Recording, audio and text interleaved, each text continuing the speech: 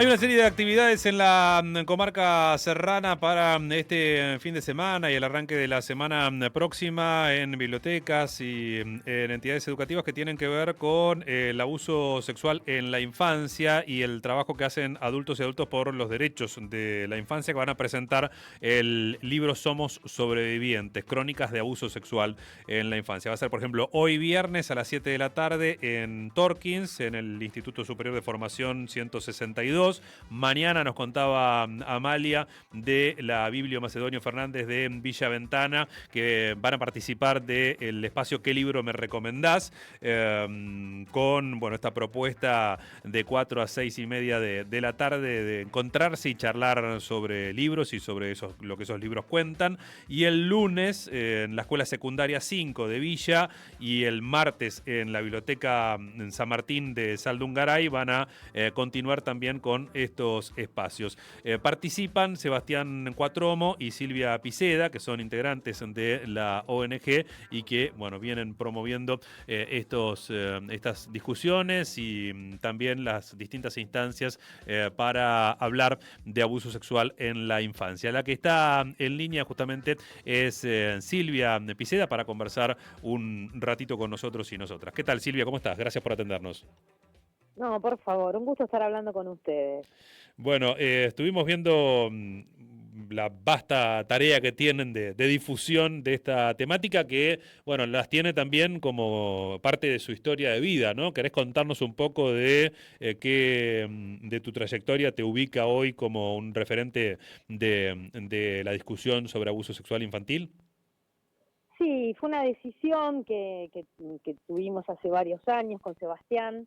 En el año 2012 fundamos esta asociación civil conformada por sobrevivientes adultos del delito de abuso sexual en la infancia y por protectores de niños y niñas víctimas, que desde ese momento hasta hoy cumplimos como dos objetivos fundamentales. Un objetivo es la visibilización pública del delito de abuso sexual en base a nuestros testimonios, que es esto lo que nos trae acá, que esto mismo es la presentación del libro Somos Sobrevivientes, que es un modo de visibilizar este delito, porque a pesar de que es un delito con frecuencia del 20% según el Consejo de Europa, o fíjate, de cada 10 personas que conocemos, 2 han sufrido abuso sexual en la infancia, y si son niños, 2 niños están sufriendo de 10 abuso sexual en este momento. La cifra marca que esto es absolutamente transversal, que es horizontal en nuestra sociedad, que no depende de la clase social, depende solamente, fíjate, de tener la vulnerabilidad biológica que es ser niño o niña. Sin embargo, es absolutamente invisibilizado hasta hoy este delito, invisibilizado por las familias que cuando uno lo dijo no hicieron nada, invisibilizado por una sociedad que prefiere mirar para otro lado, invisibilizado por un Estado que no cumple con su obligación de defender la infancia. O sea que este es uno de nuestros objetivos, romper con ese pacto de silencio que al único que ha beneficiado es a los agresores y agresoras. Y por otro lado, la conformación de grupos de pares. Desde el año 2012 nosotros también tenemos un espacio de encuentro solidario de pares, que es un espacio anónimo de encuentro de personas que hemos sobrevivido en nuestras infancias o personas que estamos cuidando a niños que en este momento, niños víctimas que estamos intentando defender, y también parejas, amigos, tíos, abuelos, compañeros de trabajo que se encuentran, que conocen a alguien que pasó por esto y no saben bien cómo ayudar. Entonces participan de nuestro grupo para aprender. Este grupo desde el año 2012 de manera ininterrumpida tenemos reuniones todos los sábados de 3 a 5 de la tarde y desde la pandemia de manera virtual. Por eso acá ya que estamos invitamos a los que están escuchando que si quieren participar, si quieren un espacio en el cual escuchar a pares, y cuando te animás a hablar, poder compartir en un ambiente empático, los invitamos a participar de nuestro grupo de pares. Así nació este recorrido y y así yo llegué a esto. Aclaro otra cosita, yo llego a esto no como sobreviviente, porque soy sobreviviente, pero yo con el abuso sexual de mi infancia lo que había hecho era dar vuelta a la página. Yo había creído que había podido dejar atrás el abuso de mi infancia. Y me encontré en el año 2009 con una hija de 11 años, y yo con 42 años, escuchando a la hija mayor del padre biológico de mi hija diciéndome: yo fui abusada por él cuando tenía 11 años, te lo vengo a avisar para que a la nena no le pase lo que me pasó a mí. Y siempre digo que ese fue un momento bisagra en mi vida porque tuve que asumir que el abuso sexual de mi infancia y las múltiples violencias que yo había vivido en mi infancia no habían quedado atrás, no había podido dar vuelta a la página. De hecho, me había casado, me había enamorado, había tenido mi hija con un abusador y en ese momento tenía la obligación de defender a mi hija.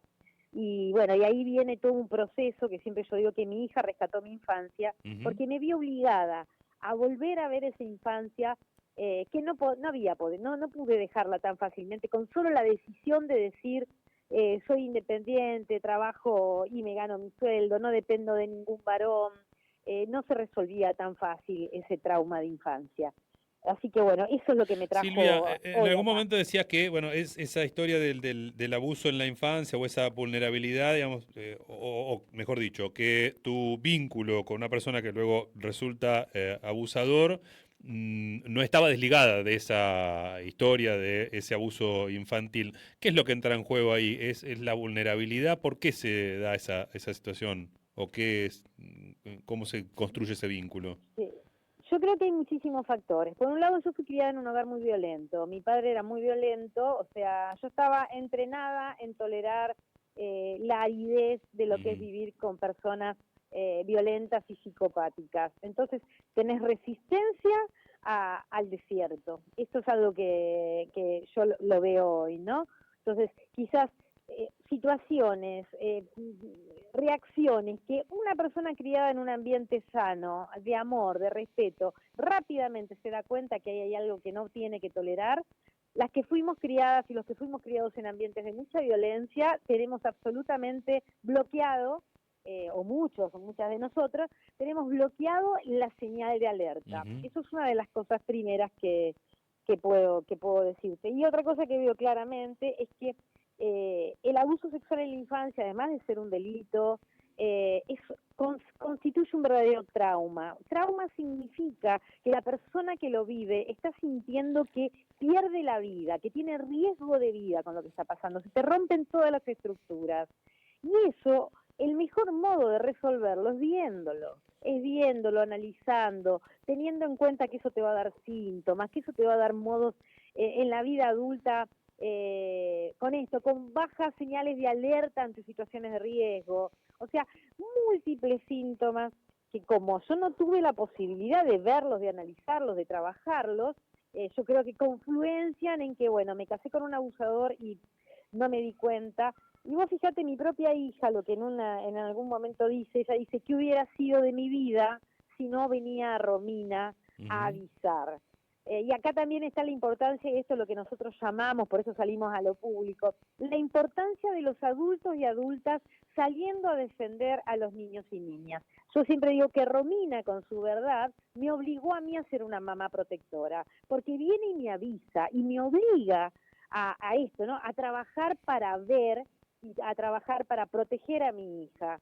Pero eso fue ante la verdad, que fue la peor verdad de mi vida, que es la que me viene a decir Romina, ¿no? Que siempre es nuestra heroína en esta historia, que siempre la nombramos con mucho amor. Hoy mi hija tiene 26 años, desde los 19 años hace notas públicas, de hecho hoy es licenciada en Ciencias de la Comunicación y se encarga hizo hace muy poco un documental hablando de cómo la pasó ella y otros 3 chicos más que hoy tienen más o menos su edad dentro del Poder Judicial cuando les tocó ir a declarar, de alguna manera contando sus dolores de infancia y en contra de progenitores y progenitoras abusadores y violentas, y que en verdad el Poder Judicial los trató absolutamente de una manera irrespetuosa, no cuidada, y básicamente no les creyó. Pero vos pensás, bueno, hoy con 26 años ella trabaja también este tema y milita para que los niños y niñas no reciban el trato que recibió ella en su momento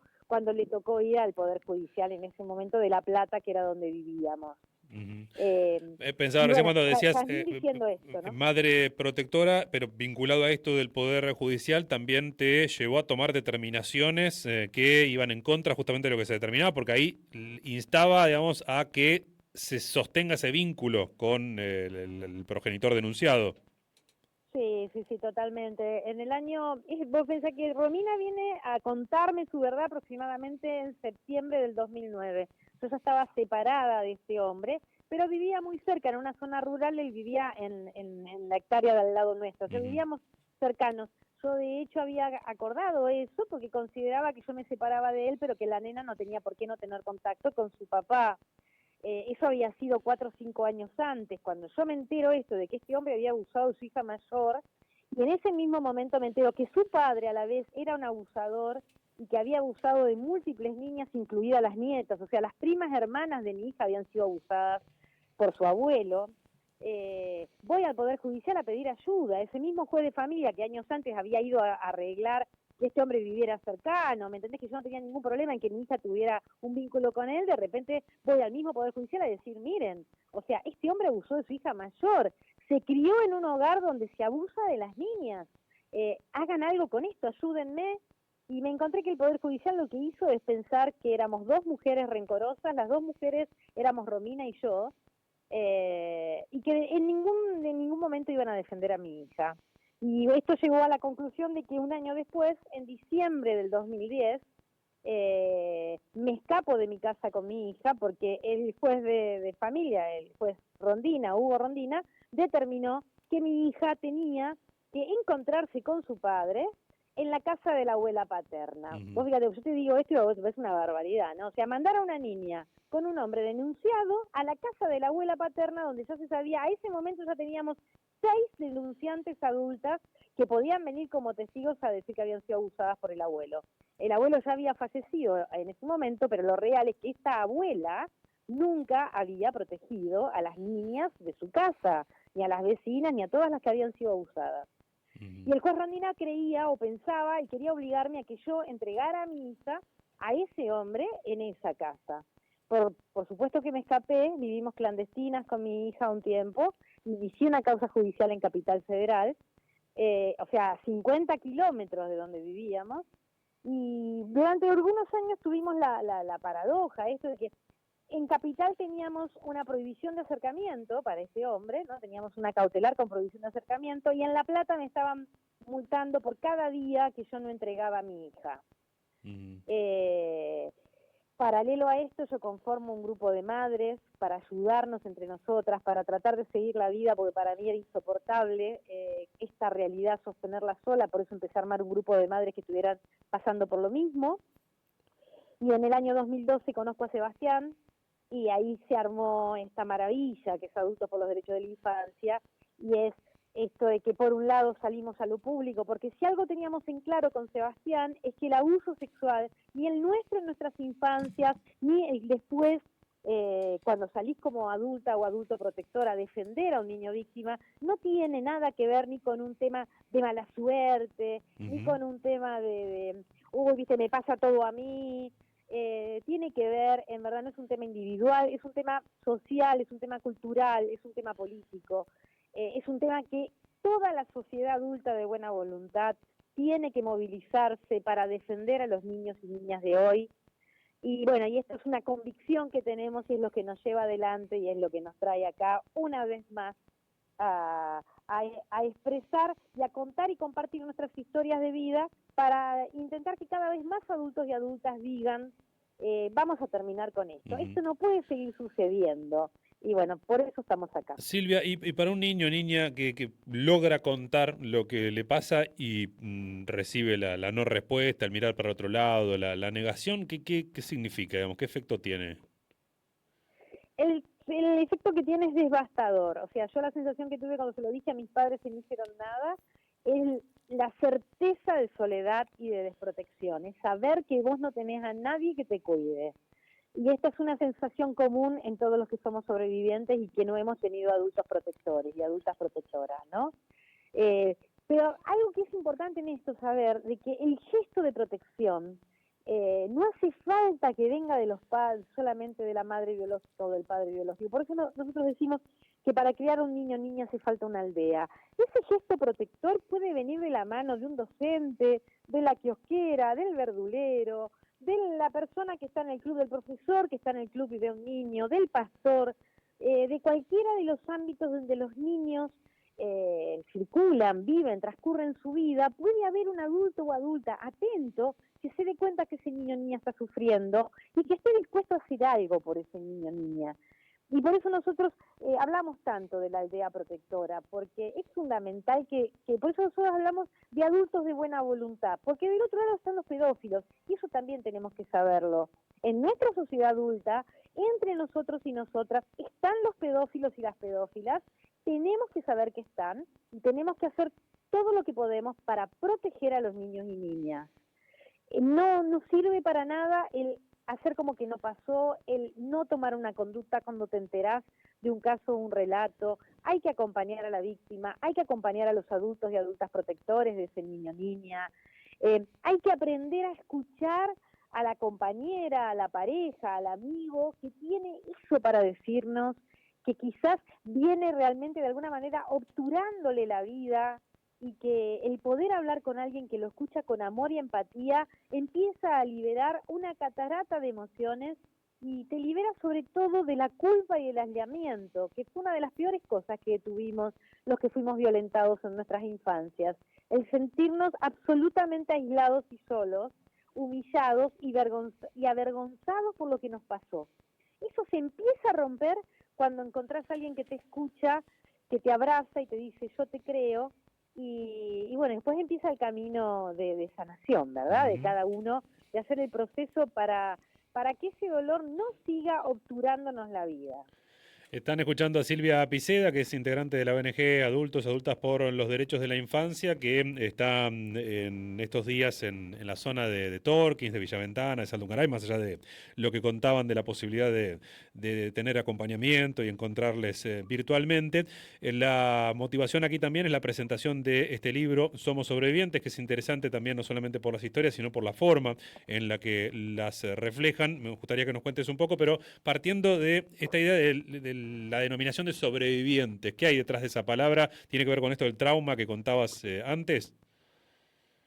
Sí, vos sabés que eso del sobreviviente lo pensamos muchas veces y llegamos a esta conclusión de que somos sobrevivientes porque sabemos que muchos compañeros y compañeras nuestras que pasaron por lo mismo hoy no están acá.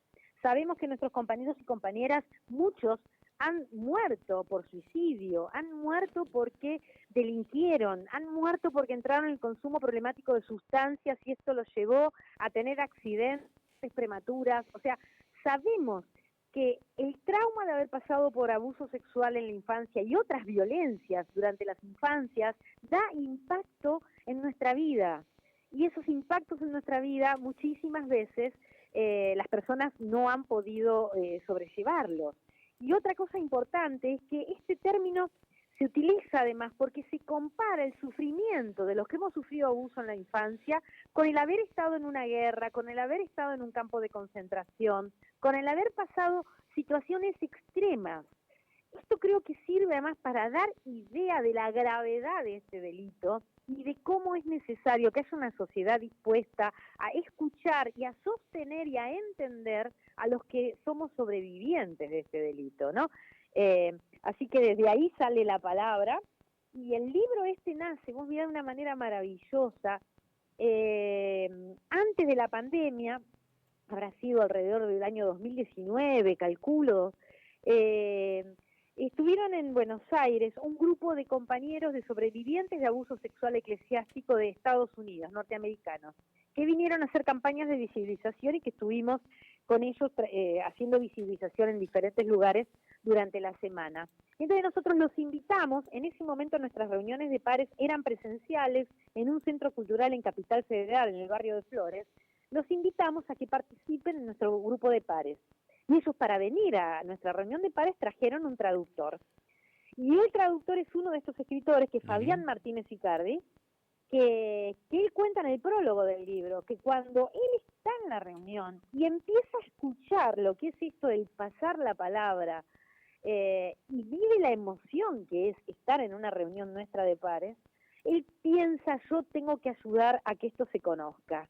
Y como él es escritor y está en el ambiente, él contactó a sus otros compañeros, los invitó, inmediatamente estos compañeros dijeron que sí, que formaban parte, que se sumaban a la idea. Él contactó a la editora, contactó a la editorial y es el que armó, ¿no? Este equipo, ¿no? Este equipo de fútbol Ujú. magnífico de escritores. Y entonces cada uno de estos escritores, que son 8 escritores y escritoras, cuentan 8 historias de personas que participaron o participan en nuestro grupo de ayuda de pares o participan en Adultos por los Derechos de la Infancia. Y algo más te quería decir, uno de los protagonistas de este libro Sí. es uno de los papás, un papá protector, que hoy es el que nos invita a estar acá en la comarca. Eh, la historia de él está contada por Félix Luzone, Ujú. es la historia que es una excursión a los lobos marinos, y bueno, hoy este papá, Gastón, quiere también visibilizar, quiere que ayudar con su historia a otros papás, a otras mamás que estén protegiendo a niños, a otros adultos para que aprendan a mirar y a jugarse por la infancia. Así que es algo también muy hermoso para nosotros hoy estar acá siendo invitados por uno de los protagonistas del libro. El libro además tiene como protagonistas desde una nena de 16 años a nuestra compañera Vera, que en el libro aparece como Tatiana, pero que ella después aceptó hacer pública su historia y dar su Ujú. nombre.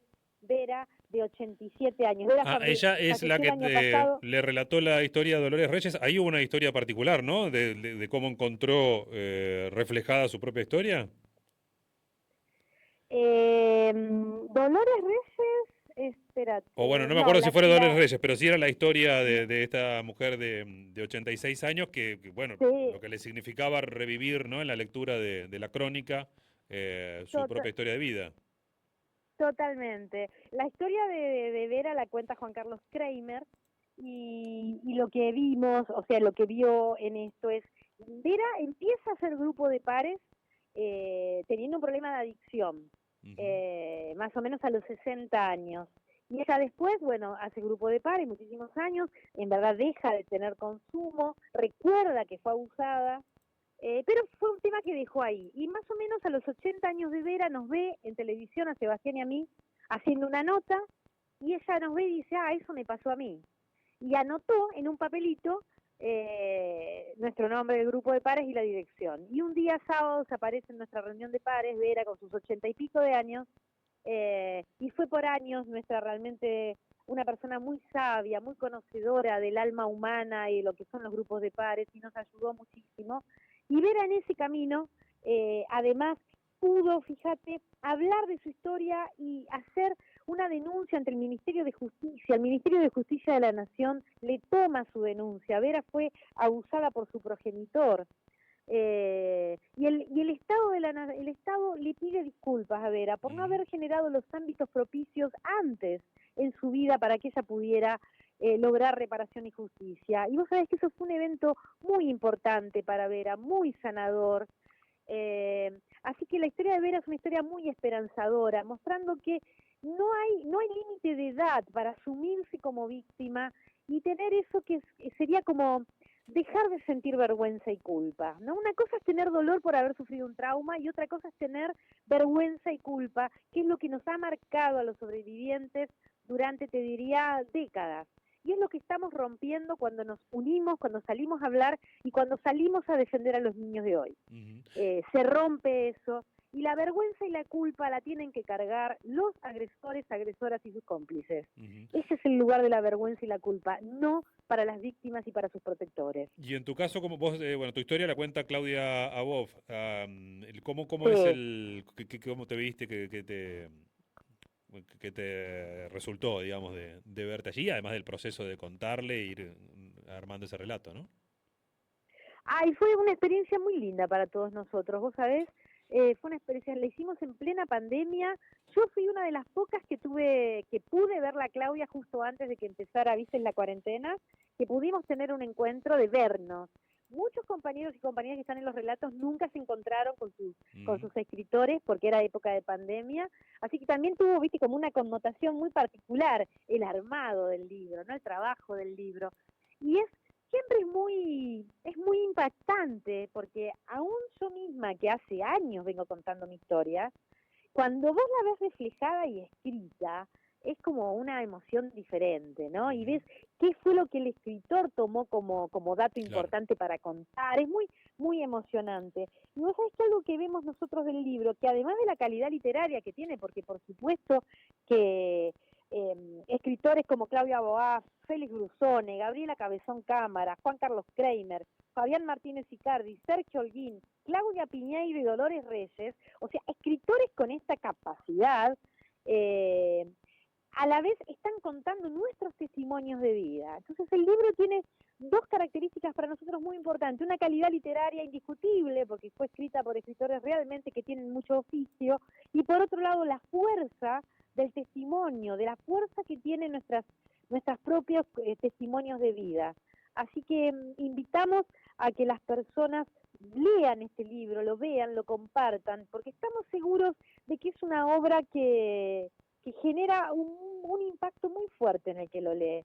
Y siempre para nosotros ese impacto tiene que ir seguido de decir cómo ayudo, cómo apoyo, cómo hago para conectarme, para sanar, para ayudar a los niños de hoy, para ayudar a esa tía, a ese, no sé, compañero de trabajo que ahora recuerdo que me parece que quizás también le pasó. Y siempre estamos a tiempo de volver a hablar, de generar el espacio. Por eso Vera es el ejemplo claro, ¿no? No hay edad para empezar a conversar, a hablar y soltarse de toda esa carga que no nos correspondía. Silvia, muchísimas gracias por la charla, ¿eh? Buen día.